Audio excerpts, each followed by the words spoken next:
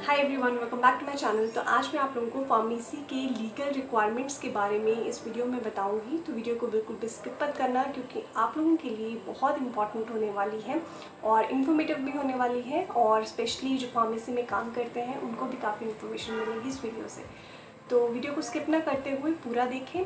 और मेरी चैनल पे मेंबरशिप चल रही है। अगर आप मेरे चैनल के कंटेंट को सपोर्ट करना चाहते हैं तो ज्वाइन बटन पे क्लिक करके मेंबरशिप को ले सकते हैं, या फिर इस वीडियो के नीचे थैंक्स बटन आ रहा होगा, वहाँ पे क्लिक करके अगर आप मुझे सपोर्ट करना चाहें तो कर सकते हैं। तो चलिए अब फटाफट से हम अपनी फार्मेसी की वीडियो स्टार्ट करते हैं।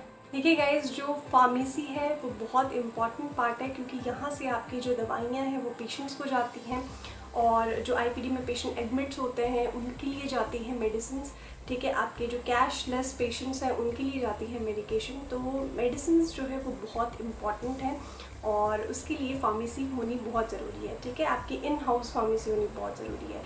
तो NABH 5th एडिशन में इवन कोई भी एडिशन आप ले लीजिए, एक डिवोटेड चैप्टर है बेसिकली आपका, which is management of medication NABH का। ठीक है, कोई भी आप एडिशन देख लीजिए। फिलहाल तो हम 5th एडिशन के अकॉर्डिंग बात करेंगे। तो उसमें स्टैंडर्ड्स हैं, ऑब्जेक्टिव एलिमेंट्स हैं, जो सारे आपने मेडिसिन को कैसे मैनेज करना है उसके सारे स्टैंडर्ड और ऑब्जेक्टिव एलिमेंट्स हैं। उसमें से कुछ स्टैंडर्ड और ऑब्जेक्टिव एलिमेंट्स हैं सिर्फ पर्टिकुलर फार्मेसी के लिए। ठीक है, तो उसमें से आज हम बात करेंगे कि लीगल रिक्वायरमेंट्स आपको क्या चाहिए फार्मेसी में। ठीक है, तो सबसे पहले मैं बात करूँगी एक आपके क्वालिफाइड पर्सनल की। देखिए, फार्मेसी में जो पर्सन होता है वो मेडिसिन को डिस्पेंस करता है, मेडिसिन को देता है। अभी मैंने बताया, चाहे वो आईपीडी में हो, आपके ओपीडी के पेशेंट्स हो, या फिर बाहर से प्रिस्क्रिप्शंस हो, ठीक है, तो उनको वो मेडिसिन डिस्पेंस करता है। अब इसके लिए लाइसेंस होना बहुत ज़रूरी है। मींस आपके पास एक रजिस्टर्ड फार्मासिस्ट होना चाहिए जिसके पास एक रजिस्ट्रेशन हो फार्मेसी काउंसिल से। ठीक है, तो वो जो रजिस्ट्रेशन है वो वैलिड हो, और वो वैलिड रजिस्ट्रेशन जो है वो आपके डिस्प्ले की गई हो फार्मेसी में। ठीक है, तो सबसे पहली चीज़ जो है आपके फार्मेसी में लाइसेंस पर्सनल होना चाहिए, लाइसेंस्ड फार्मासिस्ट होना चाहिए, और उसकी जो डिग्री है और उसका जो रजिस्ट्रेशन है मेनली वो डिस्प्ले किया जाना चाहिए। ठीक है, उसके बाद असिस्टेंट्स तो होते ही हैं, बट आपकी फार्मेसी को चलाने के लिए एक रजिस्टर्ड फार्मासिस्ट होना बहुत ज़रूरी है। ठीक है, तो उसकी क्वालिफ़िकेशन जो है वो बी फार्मा हो या फिर एम फार्मा हो तो बहुत अच्छी बात है। बी फार्मा तो होना चाहिए क्योंकि आजकल डी फार्मा जो है वो बहुत कम लोग करते हैं, बट स्टिल डी फार्मा जो है वो कंसिडर किया जाता है, बट बेटर है अगर आप बी फार्मेसी करें तो। सेकेंड चीज़ जो है, आपने शेड्यूल ड्रग के बारे में सुना होगा। अब शेड्यूल ड्रग्स की भी दो कैटेगरीज है, एक है एक्स ड्रग्स और एक है एच ड्रग्स। ठीक है, अब जो शेड्यूल्ड एच ड्रग्स हैं, आप उनकी प्रिस्क्रिप्शन अगर दे रहे हैं तो विदाउट मेडिकल प्रैक्टिशनर की जो रिटन प्रिस्क्रिप्शन है उसके बगैर आप डिस्पेंस नहीं करेंगे। ठीक है, ये कुछ ऐसे ड्रग्स होते हैं जो शेड्यूल एच ड्रग्स जिनको हम कैटेगरी देते हैं। ठीक है, विदाउट जो है डॉक्टर की प्रिस्क्रिप्शन के आप वो ड्रग जो है वो आगे दे नहीं सकते हो किसी भी पेशेंट को। ठीक है, सेकंड जो आते हैं वो आते हैं शेड्यूल्ड एक्स ड्रग्स। अब शेड्यूल्ड एक्स ड्रग्स कौन से होते हैं? अगर आप हॉस्पिटल के बाहर के पर्सन को मेडिसिन दे रहे हो तो इन कैटेगरीज में जो मेडिकेशन आती है उनकी जो प्रिस्क्रिप्शन है आपने 2 साल तक संभाल के रखनी है अगर आप हॉस्पिटल के बाहर के पेशेंट को दे रहे हैं तो। ठीक है, तो शेड्यूल्ड ड्रग्स जो होते हैं वो 2 तरीके के होते हैं। इनको डिस्पेंस कैसे करना है वो मैंने आपको बता दिया, और आपके पास लिस्ट होनी चाहिए प्रिस्क्रिप्शन ड्रग्स की। ठीक है, ये आप ज़रूर रखें। इसी से रिलेटेड मैंने आपको ये जो शेड्यूल्ड एक्स और शेड्यूल्ड एच ड्रग्स है उसके बारे में बताया। ठीक है, तो आपके पास एक लिस्ट हो जिसमें प्रॉपर क्वांटिटी लिखी हो। ठीक है, थर्ड चीज़ जो आती है वो है, अगर आप फार्मेसी में स्पिरिट स्टोर करते हैं तो देखिए हर जगह स्पिरिट यूज़ होती है हॉस्पिटल में, तो आपके हॉस्पिटल में जो है आपके फार्मेसी में स्पिरिट लाइसेंस भी होना चाहिए। अगर आप उसको डिस्प्ले कर सकते हो तो बहुत अच्छी बात है। अगर आपकी क्वालिटी हेड के पास या फिर आपके एडमिनिस्ट्रेटर के पास अगर वो स्पिरिट लाइसेंस है तो वो ज़रूर रखें। ठीक है, तो स्पिरिट लाइसेंस जो है वो आपका होना बहुत ज़रूरी है। ठीक है, इसके अलावा जो आपके पास सैंपल्स आते हैं, ठीक है, जो भी MR आपको सैंपल्स दे के जाते हैं वो आप फार्मेसी से किसी पेशेंट को नहीं दे सकते हो। मीन्स आप उसको सोल्ड नहीं कर सकते हो। ठीक है, तो वो सैंपल जो है वो सोल्ड नहीं करेंगे।